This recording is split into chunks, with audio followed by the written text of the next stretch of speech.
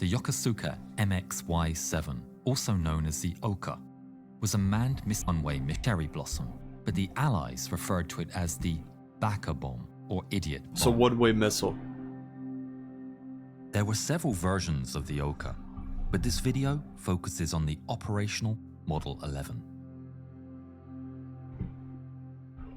The main fuselage was tubular in shape and was 19 feet 11 inches long, with a diameter of just under 2 feet. Wait.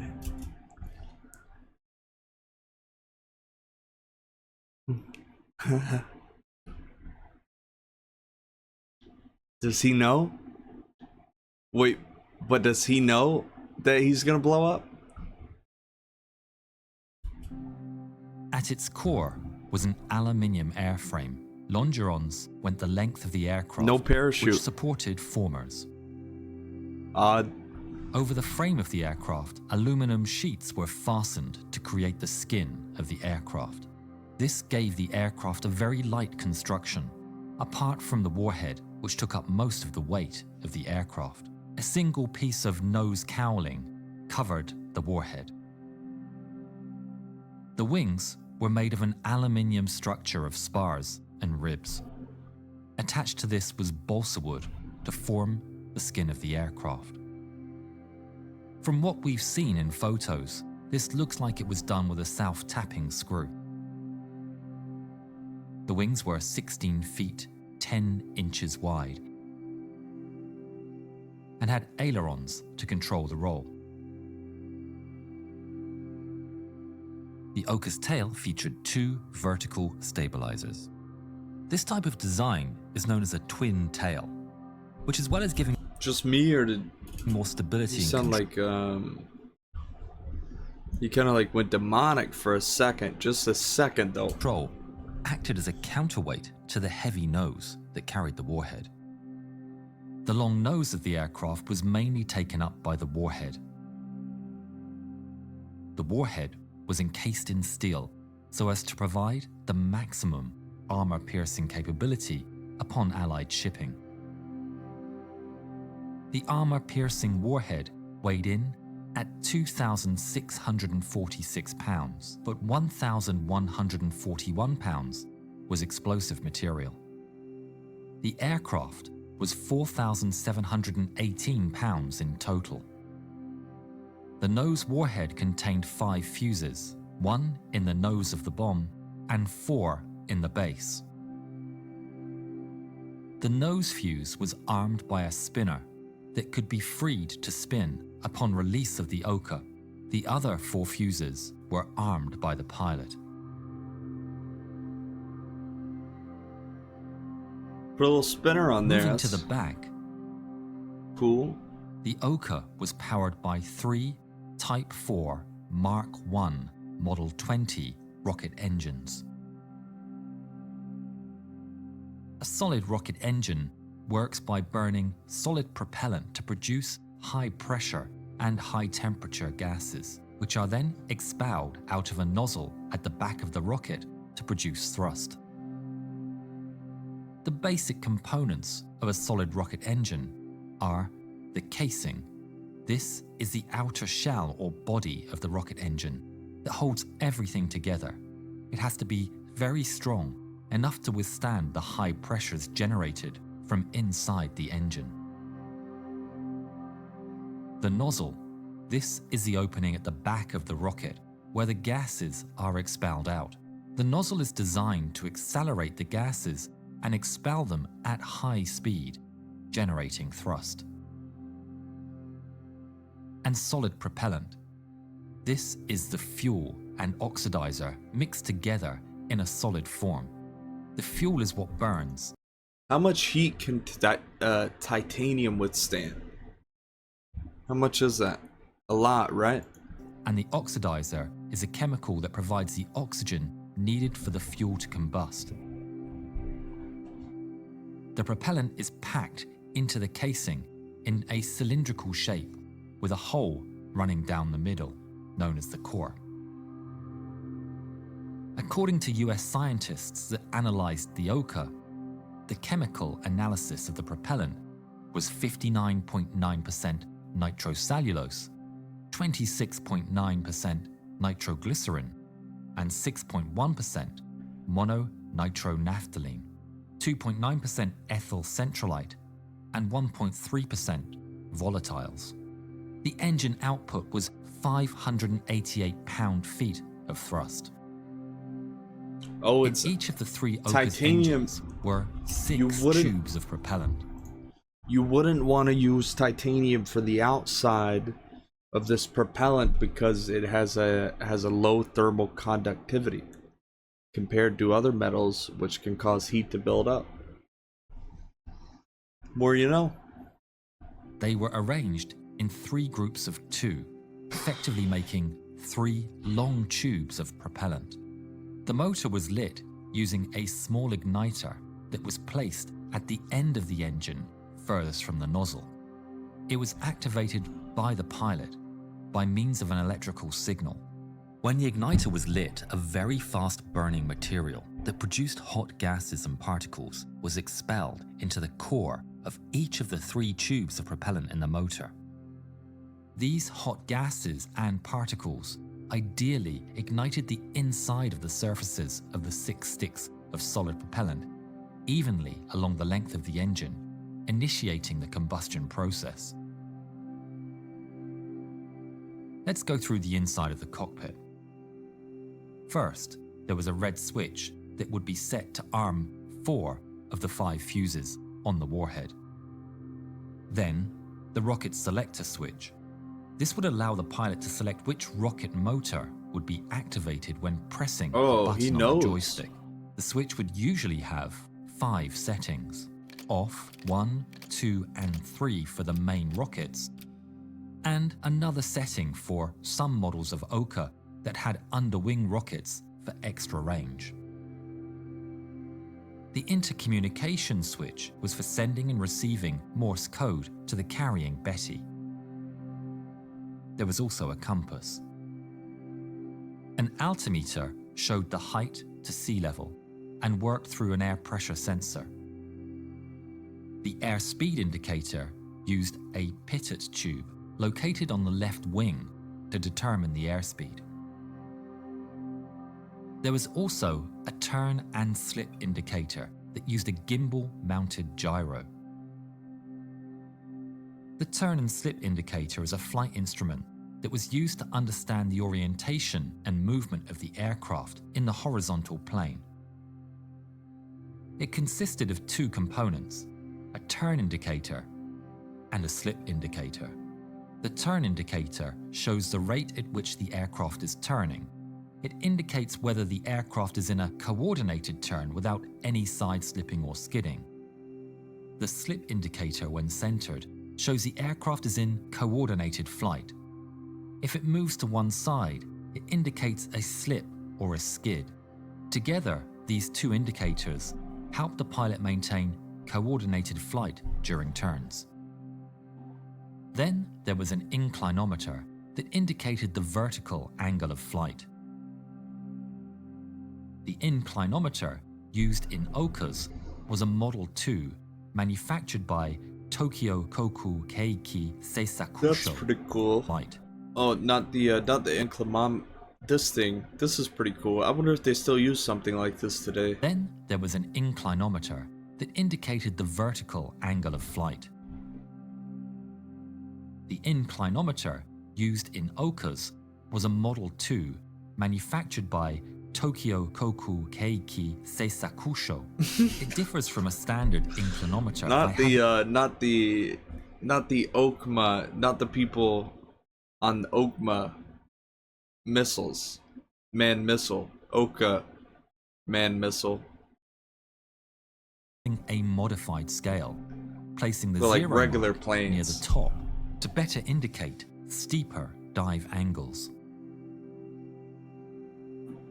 The circuit test switch activated the aircraft electrical systems.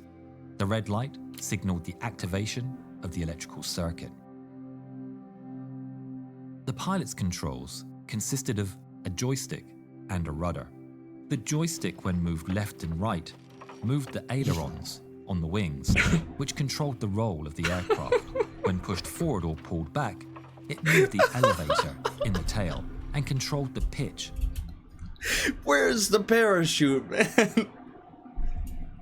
Where is the The parachute? aircraft. On the joystick was also a button to activate the rocket that was currently selected on the rocket selector dial. Got it. No The parachute. rudder though. control Damn, wasn't that's- pedals, but was more rudimentary, as a bar that pivoted upon its center. This activated the two rudder control surfaces on the tail and controlled the yaw.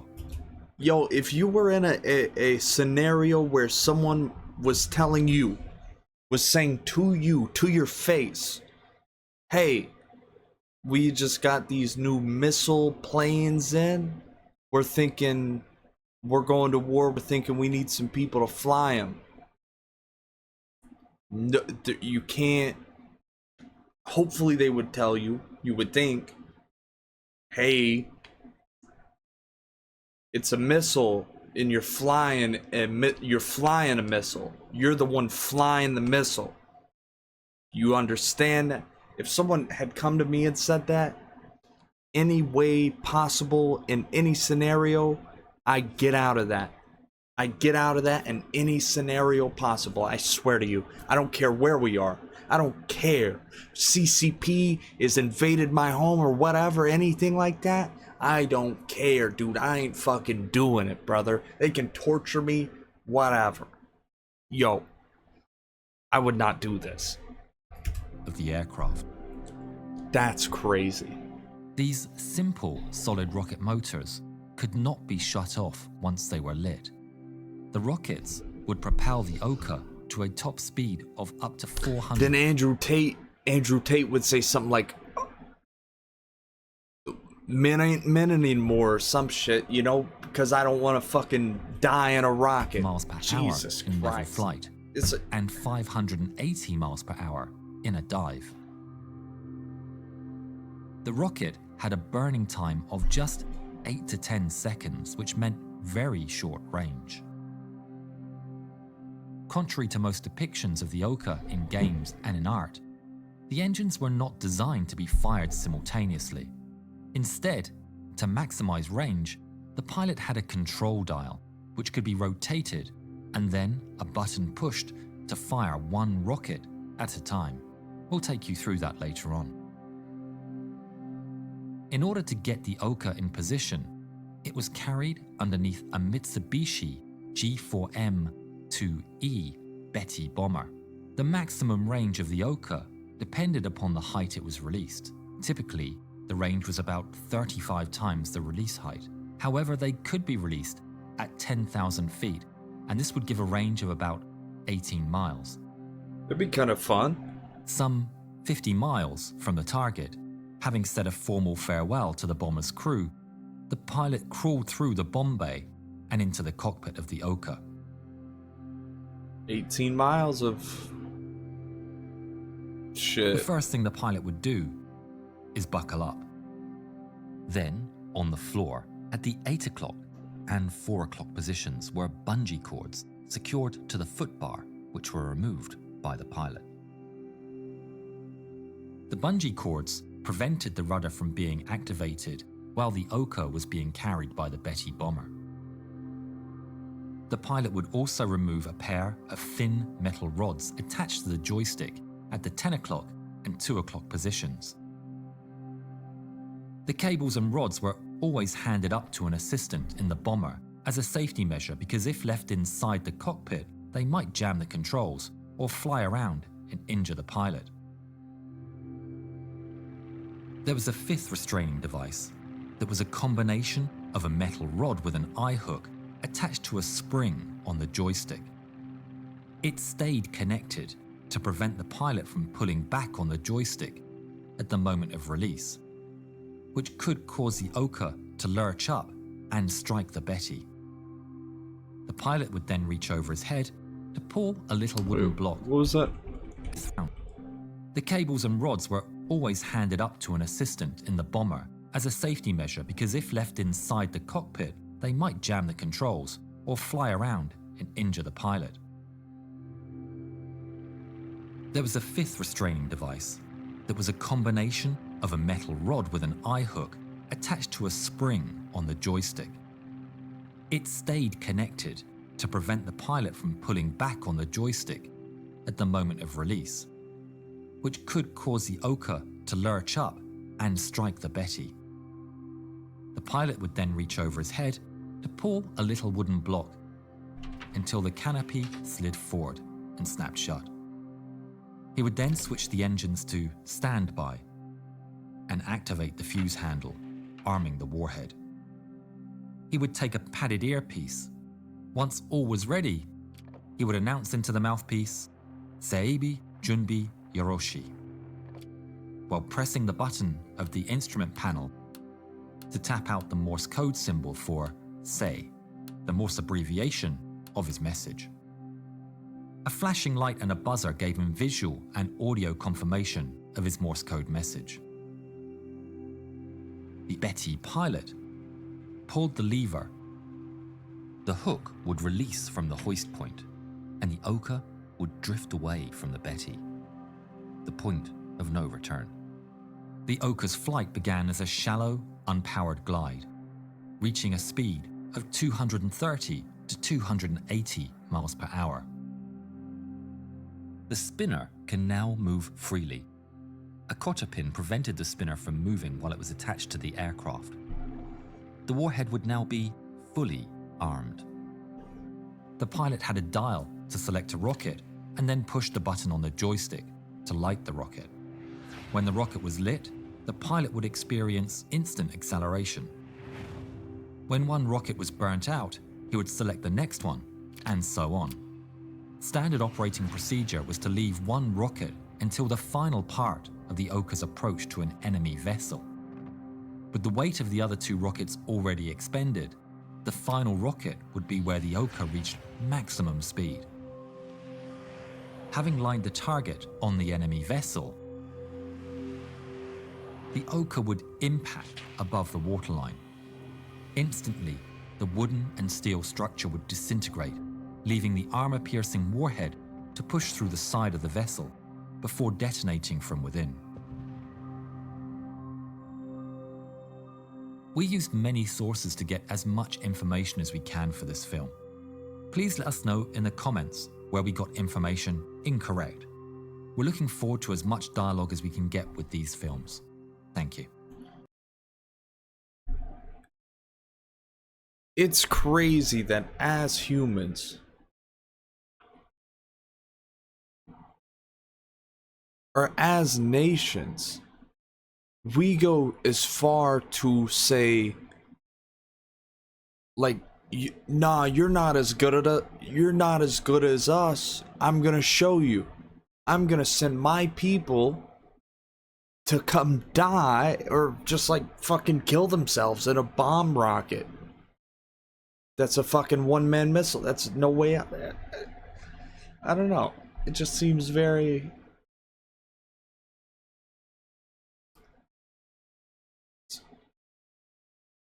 What's a quote from a president that I could say to sound patriotic or something right now? Long live the Queen.